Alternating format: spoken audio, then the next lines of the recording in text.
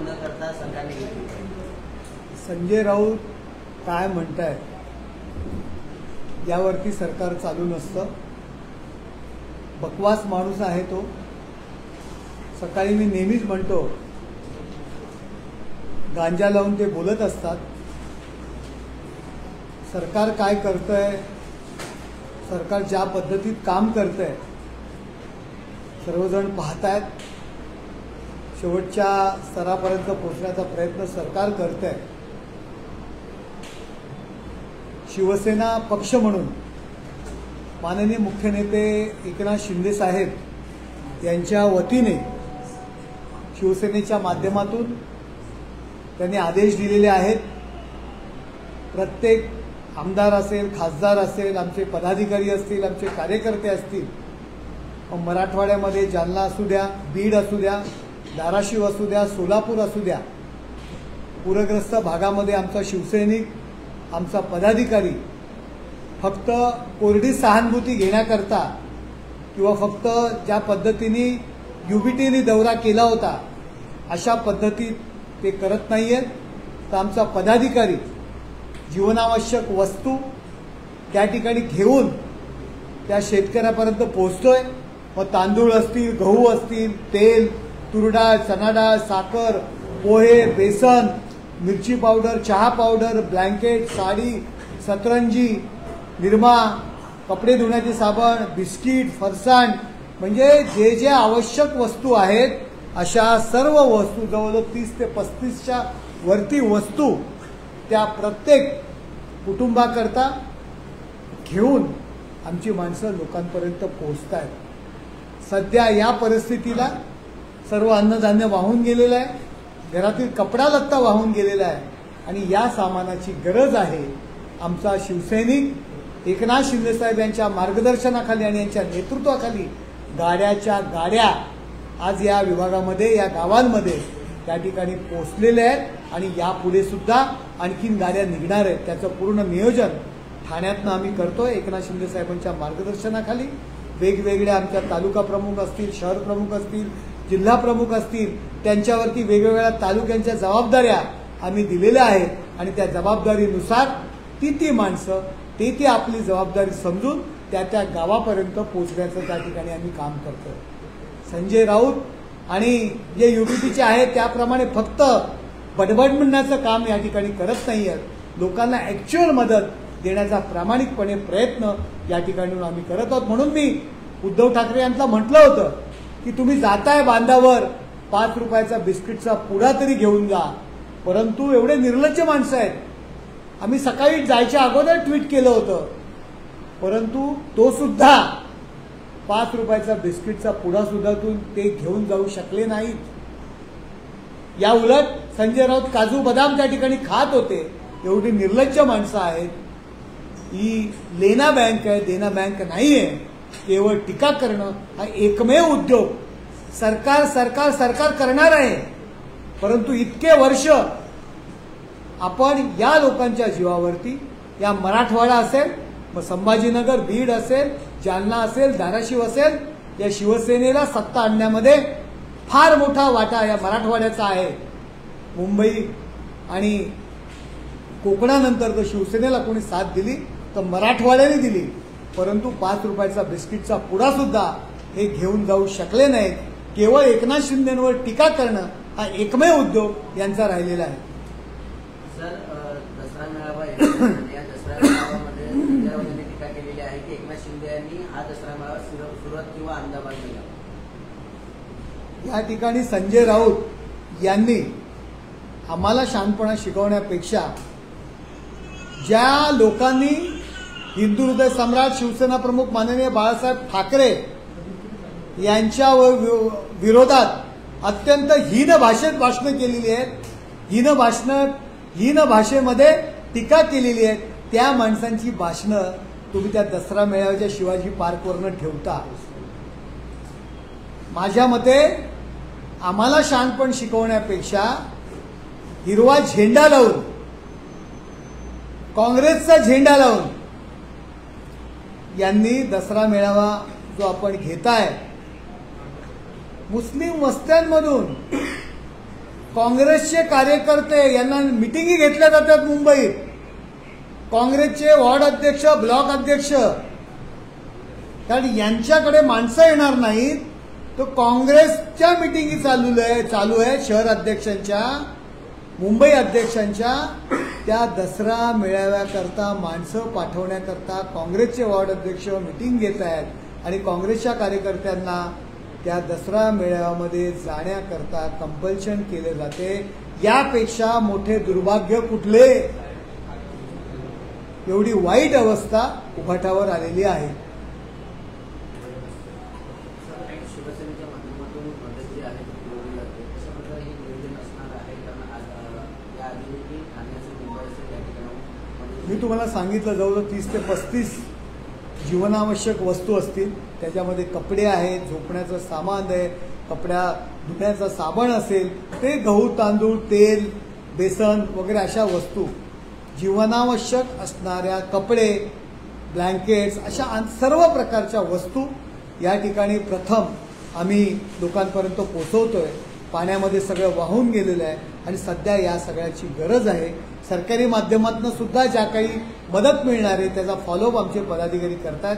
आम्ही आमच्या मुंबई, ठाणे असतील, नवी मुंबई असतील, प्रत्येक जिल्हा प्रमुख, तालुका प्रमुख, नगरसेवक यांना आम्ही काही गावं डिस्ट्रीब्यूट करून दिलेली आहेत, तालुका डिस्ट्रीब्यूट करून दिलेले आहेत. त्या तालुक्यावर त्या गावामध्ये आमची लोक त्या ठिकाणी पोहोचणार आहेत.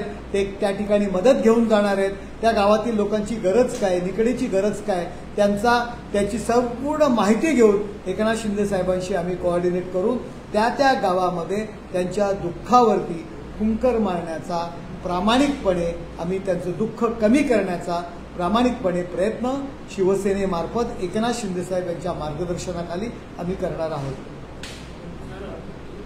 हिंदी में जानना चाहेंगे जिस तरीके से शिवसेना का दसरा मिला हुआ है उसको लेकर जिस तरीके से कार्यकर्ता दिशा निर्देश दिए गए, क्या वो दिशा निर्देश दिए आपके माध्यम से कार्यकर्ता? ये देखो, शिवसेना का जो दसरा मेलावा रहता है, दसरा की रैली रहती है, वो शिवसेना के लिए टॉनिक रहती है. हिंदुत्व के विचार वहां से हम लोग देते हैं जो बाला साहेब ठाकरे देते थे, हिंदू सम्राट माननीय बाला साहेब ठाकरे देते थे. अभी बाला साहेब की हिंदुत्व की पताका एकनाथ शिंदे साहब ने वो झंडा हाथ में लिया है और वो बाला साहब के विचार लोगों के प्रति, शिवसैनिकों के प्रति देने का काम एकनाथ शिंदे साहब कर रहा है. वो शिवसेना के लिए टॉनिक रहता है. महाराष्ट्र में आपदा जैसी परिस्थिति है, इसको लेकर शिवसेना द्वारा जो है मदद कराई जाए या मान लीजिए सरकार द्वारा किस तरीके से मदद पहुंचाई जाएगी? और अब तक देखो, सरकार तो आखिरी आदमी तक पहुंचने का काम कर रही है, लेकिन शिवसेना पार्टी की तरफ से, हमारे मुख्य नेता एकनाथ शिंदे जी की तरफ से हम लोग ये मुंबई रहने दो, नई मुंबई रहने दो, थाना रहने दो और बाजू के पुणे के लोग रहने दो, जहां ये पूरा परिस्थिति नहीं है, वहां के पदाधिकारी, हमारे नगर सेवक, हमारे जिला प्रमुख, हमारे आमदार, हमारे मंत्री, उनके ऊपर हम लोगों ने अलग अलग तालुका, अलग अलग तहसील, अलग अलग जिला की जवाबदारी दी है. वहां वो लोग मदद लेके जाएंगे, लोगों में मदद पहुंचाएंगे. शिवसेना की तरफ से वहां की जरूरत क्या है, वहां और क्या करना चाहिए, सरकारी मदद आई क्या नहीं, वो देखेंगे और उसकी माहिती एकनाथ शिंदे साहब तक देंगे और लोगों को राहत देने की कोशिश शिवसेना की तरफ से होने वाली है. पूर्व केंद्रीय गृह मंत्री पी चिदम्बरम ने कहा कि 2008 में जो मुंबई में बम ब्लास्ट हुए थे उसमें केंद्र सरकार द्वारा दबाव बना जाता उन पर कि कोई कार्रवाई नहीं की जाए पाकिस्तान के खिलाफ. अभी चिदम्बरम ही बोल रहे हैं, वहां तक सरकार किसकी थी? कांग्रेस की थी ना सरकार. फिर कांग्रेस ही पाकिस्तान की भूमिका अभी जो बजा रही है वह तभी भी वही करती थी. मुस्लिम लोगों को खुश करने के लिए इसी तरह का बर्ताव उन्होंने किया था, तभी करती थी, अभी भी कर रही है.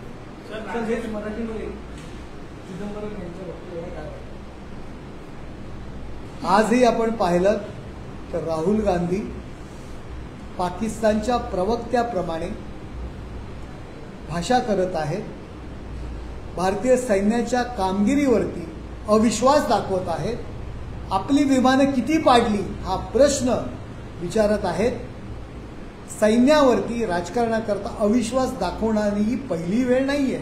यापूर्वी सुद्धा काँग्रेसने हेच केलं आणि आता सुद्धा हेच करत आहे. पाकिस्तानची भूमिका राजकारणासाठी काँग्रेस वापरत आहे. प्रवक्त्याचं काम या ठिकाणी आणि त्यांच्या जोडीला आमचा गांजा राऊत, संजय राऊत हे सुद्धा भेटलेले आहेत. सर, असदुद्दीन ओवैसी महाराष्ट्र दौरे पे उन्होंने कह रहे कि प्रधानमंत्री नरेंद्र मोदी, अमित शाह हो या देवेंद्र फडणवीस को महाराष्ट्र से निकाल के भेजिए, महाराष्ट्र में दूसरा सत्ता लाइए. आता ओवैसी तो हमारे खिलाफ ही बोलेंगे ना, हमारे बाजू से कैसे बोलेंगे? उनसे अपेक्षा क्या कर रहे हो तुम? वो तो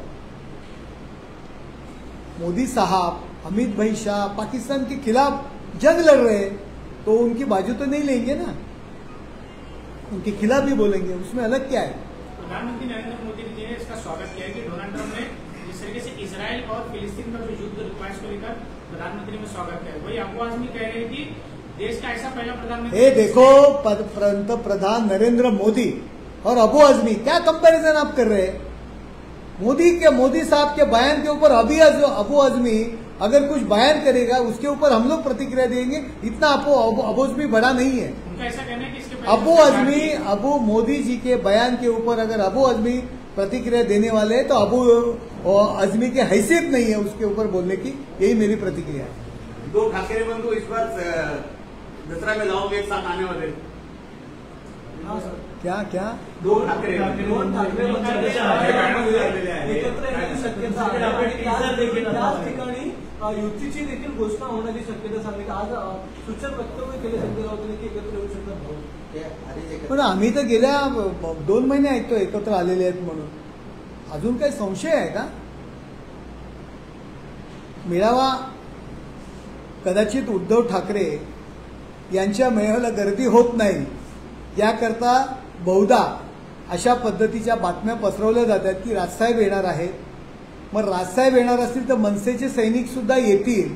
गर्दी जमवण्याकरता कदाचित अशा पद्धतीच्या बातम्या उद्धवजी पसरवत असतील. कारण याच राजसाहेबांबद्दल उद्धवजी काय म्हणायचे हे आपणा सगळ्यांना माहिती आहे.